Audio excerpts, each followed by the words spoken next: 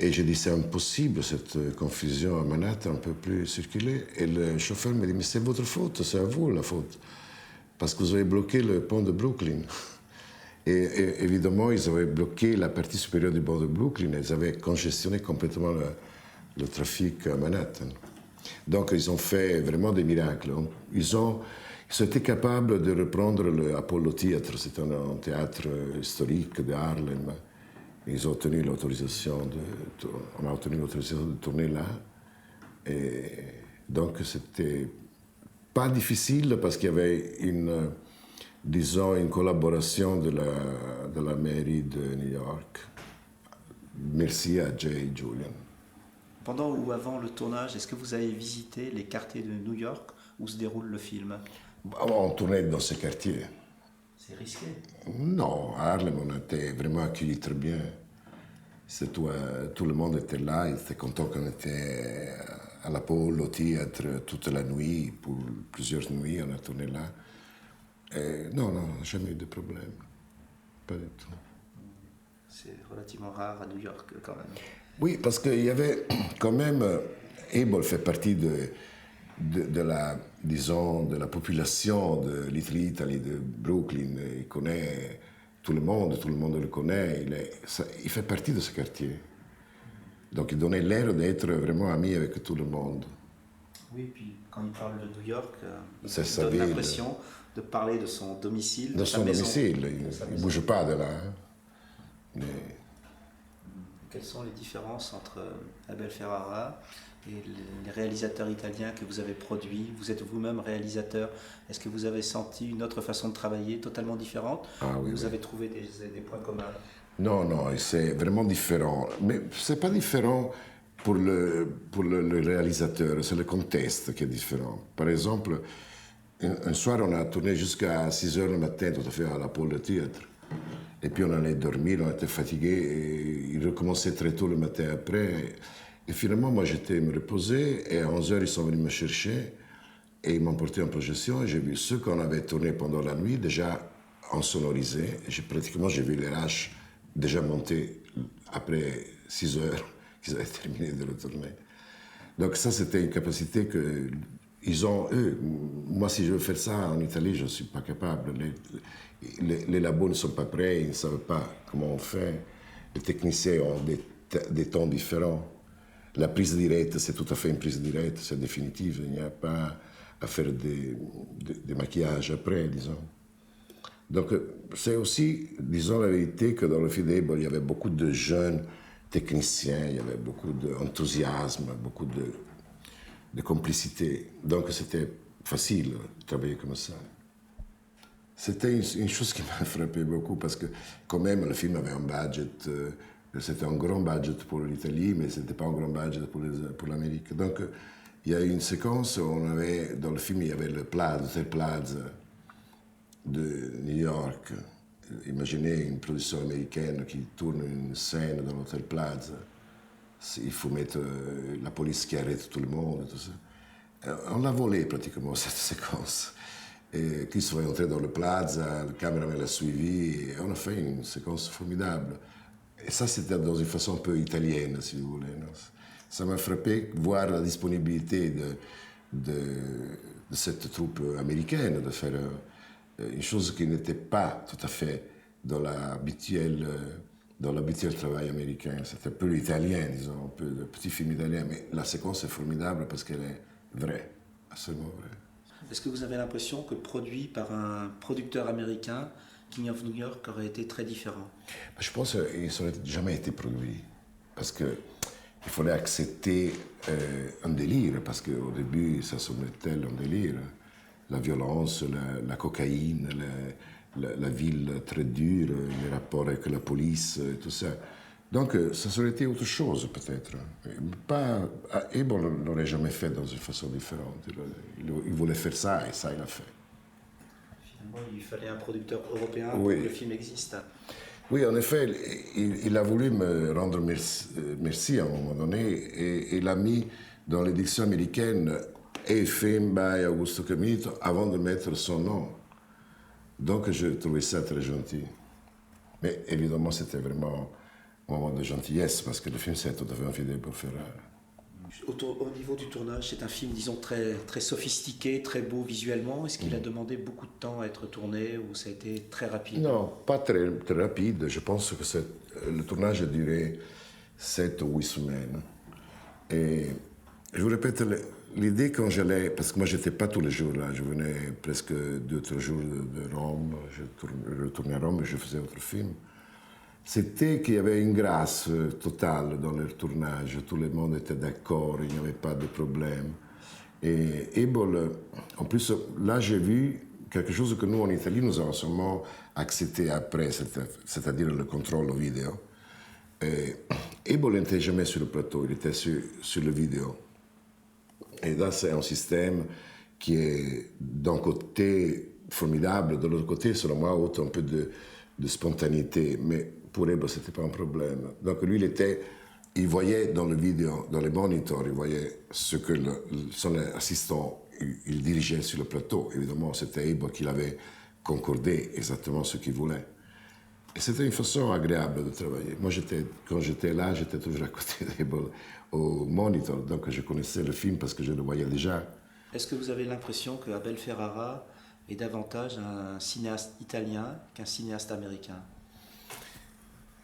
J'ai trouvé beaucoup d'italianité dans Abel Ferrara, c'est-à-dire dans son origine, son caractère, sa façon de penser, sa nature, disons, passionnelle, comme ça. Mais c'est un metteur en scène américain, ça c'est évident. Je pense que si je l'aurais mis dans une situation en Italie, un tournage d'un film en Italie, ça ne serait pas été la même chose.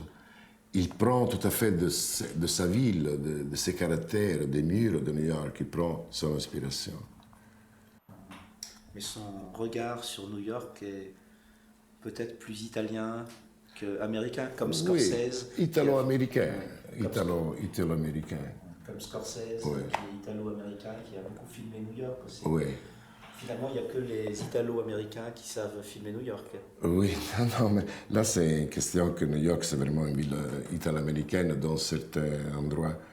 Et le caractère des italo-américains vient de la langue, ils parlent tous la langue des pères, des grands-pères. Et c'est une langue italienne très, très forte, très belle, très instinctive.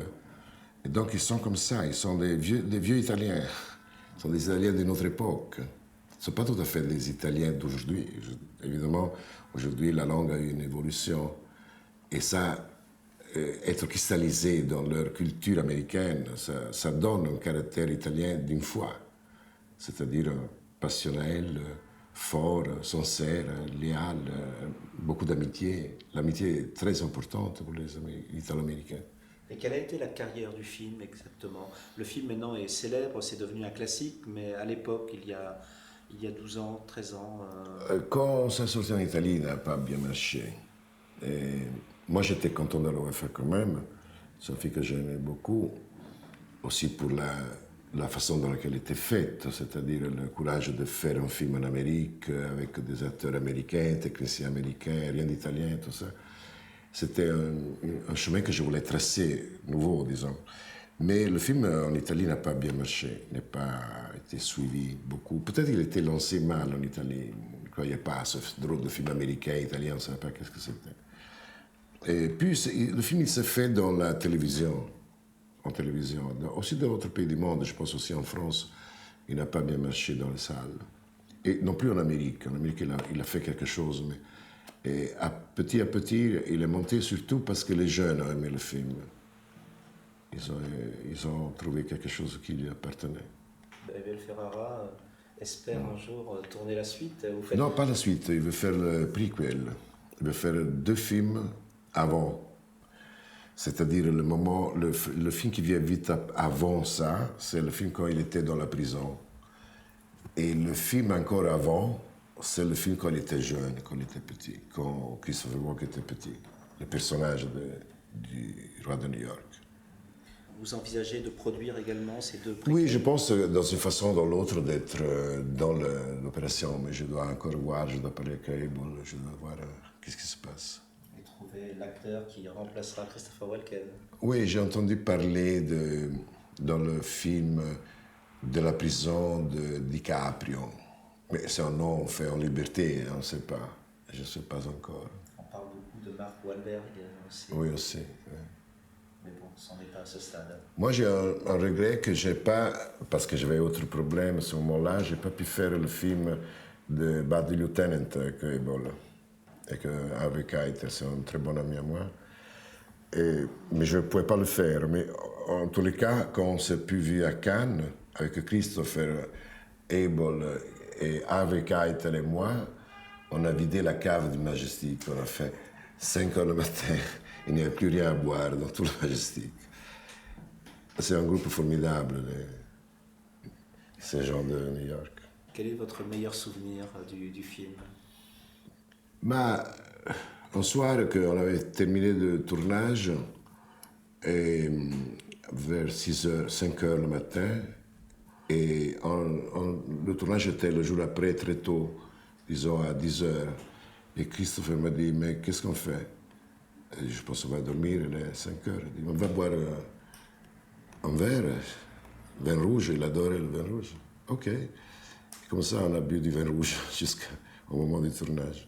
La chose qui m'a frappé énormément, c'était la fin du tournage. Le dernier soir, comme toujours on fait, une fête, un dîner, quelque chose pour se saluer, disons.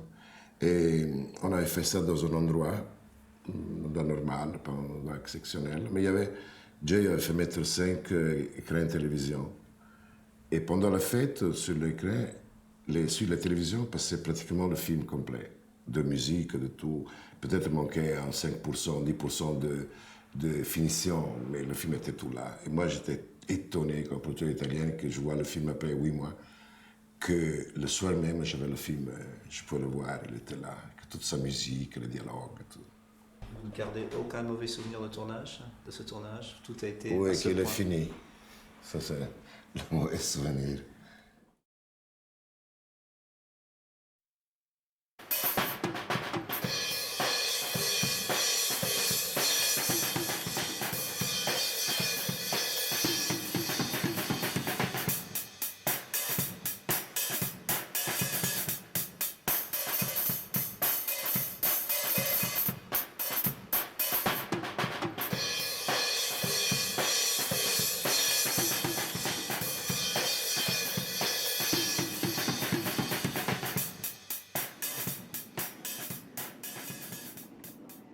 It is easy to understand why a filmmaker like Abel Ferrara would respond to Schoolie D's records out of all the rap records that were out there.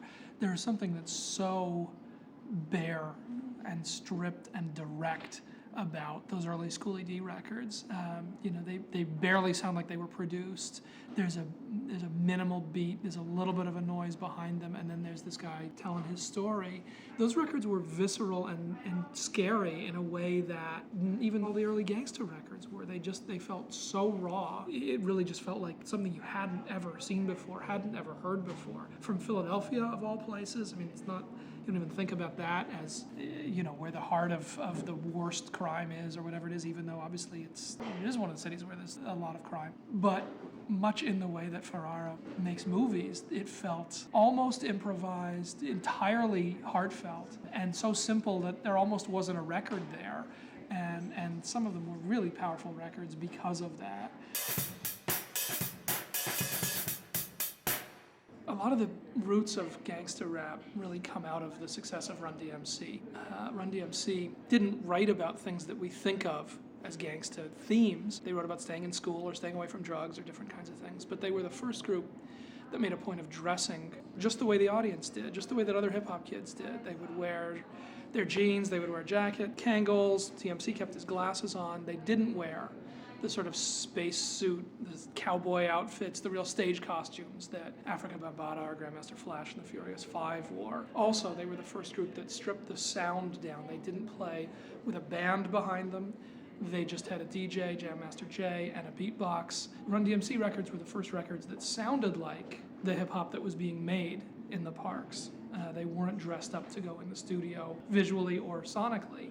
And then also Run DMC wrote songs like Hard Times, like It's Like That, songs that were more sort of straight reporting about what was going on in the streets, what was going on in the reality of their listeners' lives. And Run DMC became the biggest hip-hop group in history. They became one of the biggest pop groups of all time.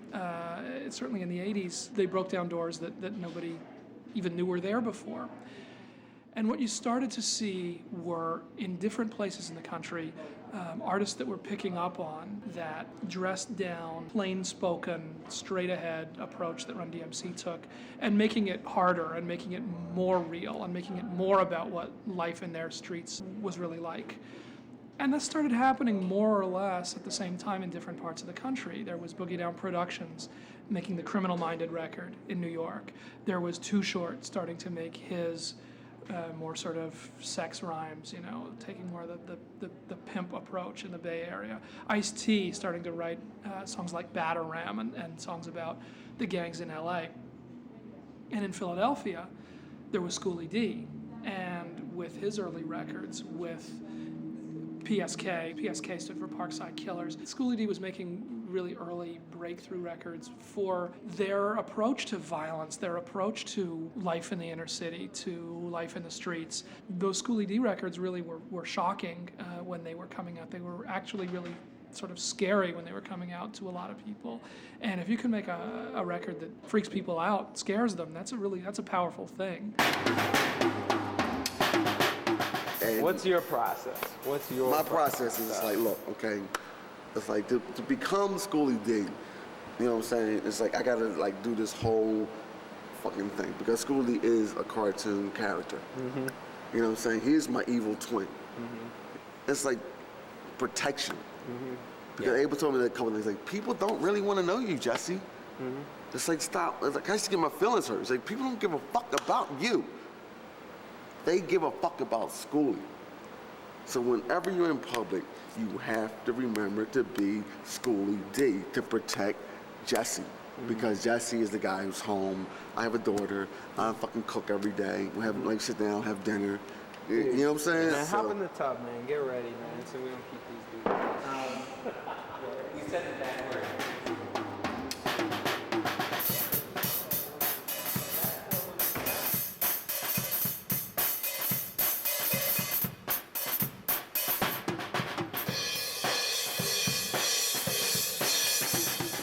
He fucked us up, like straight up. You know what I'm saying? It was like he was like a. When he died, it's like they didn't even know where he died from. How old were you when he died? This was like 5 years ago, and it was kind of fucked up because it was like when I was 14, he just gave up on me. You know what I'm saying? Like he helped out everybody else, but he just like gave up on me. But it was like because I was becoming him. You know what I'm saying? It's like. He was Schoolie D. Like these shoes, my father had these shoes. You understand? It's like it was fucked up because I got a picture of me and my son. My son was shy sitting on my lap, and my mother had the same fucking picture of me sitting on my father's lap. Well, we're all doomed to become our fathers. Like I don't want, you know. But the thing is, like I don't want to be. Like you know what I'm saying? It's like it's like you don't. I don't want to be him, but it's like I couldn't be Schoolie D without my father. Right. You know what I'm saying? Because my father was like the ultimate player, fucking like gangster, like fucking like, you know what I'm saying? We had like 20 guns in the house, you know, he would like drink like, you know, Jack and shit, like driving and shit in his Cadillacs. You know what I'm saying? It's like, so it was like, but when I was starting to become him, it was just like, he just like, I was like ostracized from the family. What about your brothers? What was his relationship? They needed help. Yeah. See, I ain't need no fucking help. I know. When I was 14, when he just like kicked me out, it's like I ain't need. After that, it's like from 14 to now, I'm like 41. It's like I didn't need no fucking help because I knew what the fuck I was gonna do. Like I knew I was gonna live here. You know what I'm saying? I knew what kind of car I was gonna fucking drive. But them motherfuckers, they needed fucking like help. Where your older brothers at now, man? My older brother is like he's part Schoolie D. He's incarcerated. I don't know where the fuck he at. He escaped. He always escaped jail. I'm serious. He busted out. He busted out. But like Schoolie D is like my father. It's like my brother. It's like You know, it's like everybody, it's like, you know, Jeff is like, everybody from Parkside is Schoolie D. Everybody from Parkside is Schoolie D. You know what I'm saying? Because if I'm writing a song, sometimes I might think of Manny. You know what I'm saying?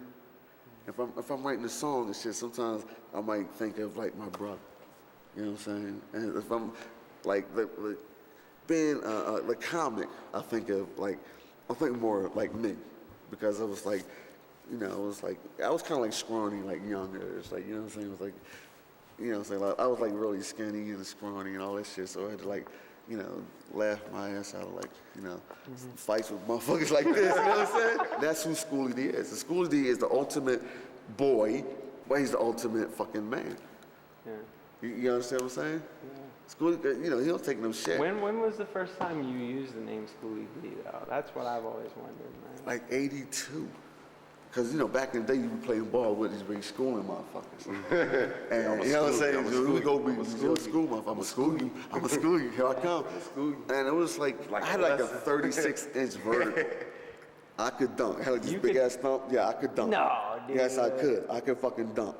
You know what I'm saying? It was just like, so it was like, I just like that was the number one dream once you got on the court to get to that room. To get to that room. You had to get the ring. If you couldn't dunk, you had to either be able to touch the backboard or you had to be able to touch the rim. And it's like, it was, so I just like said D. Because it was like Schoolie D. It's like everybody had like, it was like Ronnie G. And I just didn't like my fucking name. It was like no Jesse. It was like, it wasn't gonna be no Jesse. Cool C. You know what I'm saying? You know what I'm saying? Like, everybody had like those fucking names, man. But the D, it just like just flowed, man. It was like, but they trust me. They laughed at that shit the first summer. The next summer, I was like, yeah, motherfuckers. What was the music that you most liked to listen to? Prince, Uptown. And it was Funky 4+1. Rapping and Rocking the House. Was that a bad motherfucker? It was like a 20-minute fucking rap. See, back in the day, like it was like 20 minutes. It was just like Shy Rock, and it was just like they just like kept rapping. And but the thing is like they had like different versions and shit like that. And it was just like and everybody would just like do something. It was like somebody was hard, somebody was like smart, somebody was like, you know what I'm saying, somebody was cool, and you know what I'm saying, like Cool Keith and all that shit. It was like, man, that shit was like so, that made me want to rap. But Prince, because I was into art, I got back into art, like sculpting and painting and all that shit. It was like, because I left music alone. But Prince actually brought me back into music, Uptown. It was just like, that album, because he played everything. And it made me seem like, fuck that. It's like, why can't I play everything? Why can't I just like do everything? You dig what I'm saying? It's like, but it was like, I just didn't have, where's my guitar? What? Yeah. Guitar? That was all I had left was my guitar. We had a band. All I had was like my guitar and shit. Everybody sold their guitars and drums and shit like that for like drugs and shit, like my brothers and gangs and all that shit. It was like, I was and then planning. Well, In the planner. In the planner. Yeah. No, that's the one. That's my first guitar. When I was fucking 8. This was my guitar. Yeah. You still got it? Yeah. This is my guitar when I was 8. Beat it! This is my guitar when I was 8. And it was just like, I didn't want the guitar, I wanted the bass. But I was like short, because my family thought I was going to be a midget. I'm serious. It's like I was like really short. It's like I grabbed the bass. My father was like, pick shit. I grabbed the fucking bass. And my father was like, man, fuck that shit, man. You too little to play the bass. You know what I'm saying? And they gave me the guitar. But I always played the guitar like the fucking bass. And this is like, you know, this is, you know what I'm saying? I got this shit signed and shit, you know what I'm saying? I got this shit signed and shit. I don't know who that is. Who is Sir Knows Devoid of Funk, baby. This motherfucker was just like, and that really changed my life. Because and meeting Bootsy, and just like saying, like putting Schoolie D into the cartoon world. It was like a cartoon. I would never take pictures. I would like, when people wanted an 8x10, I would just like, I would draw this shit. Which made motherfuckers crazy because they didn't know what the fuck I looked like. but it didn't. You know what I'm saying? It's like, you know what I'm saying? It didn't matter anyway, right? What was the very, very first record though that you put out? Gangsta Boogie, 1983. And you drew the cover and all the artwork? Yeah, on that? because it was like, What did you draw on it? I remember just like sitting doing a circle. They said do a circle, poke a hole in the middle. Sitting in my mom upstairs, like smoking some weed, and just drawing and shit, like too cool, like doing graffiti, cut masters, MCs, and my mom was like, "You smoking weed?" So you had to light a cigarette. You know what I'm saying? You had to light a cigarette and like some weed back in the day and shit. You know what I'm saying? So it's just like she smelled the cigarette, but you know they know that shit. You know what I'm saying? So I'm just like drawing this shit, just like, and motherfuckers told me they didn't want to hear this shit, man. You know what I'm saying? I was like talking shit, but first it's like on the corner selling some weed, and then came along the sucker MC said, "Yo, Holmes, what's up with that?" You know what I'm saying? Can I get me a what was it? $5 sacks and shit like that. You know what I'm saying? Come on home one night, I was on the L, a sucker MC tried to snatch my Zell. You know what I'm saying? Like real shit. Yeah. I said, "Yo, Holmes, what's up with that?" I pulled my 8 and he gave him back. You know what I'm saying? And that's what that shit should have happened. I used to carry, you know what I'm saying? It's like I used to carry a big ass 8 and shit. It's like I pulled my 8 and he gave him back. Like, give me my motherfucking, you know what I'm saying? Give me my motherfucking gazelles, nigga. And I used to carry, I had this like polo, remember the green polo bags? Yeah. I used to have a green polo bag. I used to keep my pistol in my polo bag. So when you on the L, you know, you got, you know what I'm saying? You just got your shit hanging out. It's like, wow. You ain't got to, you know what I'm saying? You got to reach for it. You got to do all this and shit. You just like, bah, bah, bah. But it was like, I had to stop, you know. It's like, that shit got embarrassing, though. You go like, you know, I remember like meeting Rashad. But you go meet the girl moms and shit like that. How you doing, Mrs. Smith? Oh, excuse me. You know what I'm saying? Pistol fall out and shit. That shit happened to me so many times. I hate to, oh shit. Oh no, not criminal. You know what I'm saying? Shit, motherfucker. It's like, you know what I'm saying? It's like, I'm sorry, you know, I'm sorry everybody. And so it's like, you know what I'm saying? You know, so shit like, you know what I'm saying? You be like, you know, you be in the movies and shit. It's like you get up, you put a hair and shit, you know what I'm saying? You get up and shit and you gotta run back in the movies and shit. It's like, you know what I'm saying? Like, why you coming back in? I forgot my pistol. You know what I'm saying? I forgot my pistol. Who let you in with a pistol any goddamn way? But it's just like, you can't, you know, but you get nervous when you carry, you know what I'm saying? Mm-hmm. Did you ever carry a gun every day? Not every day, man. You know what I'm saying? Crazy. When you forget that motherfucker at home, yeah. Or do that. You a nervous motherfucker, right? You're like, oh my shit, oh my God, I forgot my pistol. You know what I'm saying? It's like, motherfucker, you know what I'm saying? You like that, right? So it's like, you just gotta get rid of that shit, man. Yeah. Wait, what were you doing first though? Were you rhyming or producing first? I was fucking just like spinning. You were spinning them?